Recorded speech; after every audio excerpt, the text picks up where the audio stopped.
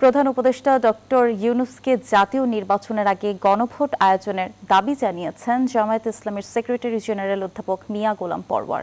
শুক্রবার রাতে খুলনা নগরীর দৌলতপুরে জামায়াত ইসলামীর আয়োজনে জনসভায় প্রধান অতিথির বক্তব্যে তিনি এ দাবি জানান। বলেন, গণভোট দিয়ে আগে জুলাই সনদের ভিত্তি তৈরি করতে হবে। জুলাই সনদ হবে জাতীয় নির্বাচনের ভিত্তিতে, অথচ একই দিনে গণভোট ও জাতীয় নির্বাচন দিয়ে জনগণকে সংকটে ফেলে দেওয়া হয়েছে। তিনি বলেন, একটি বড় দল 2 থেকে 3 জন উপদেষ্টাকে প্রভাবিত করে জাতির আকাঙ্ক্ষাকে ধুলায় মেশানোর চেষ্টা করছে।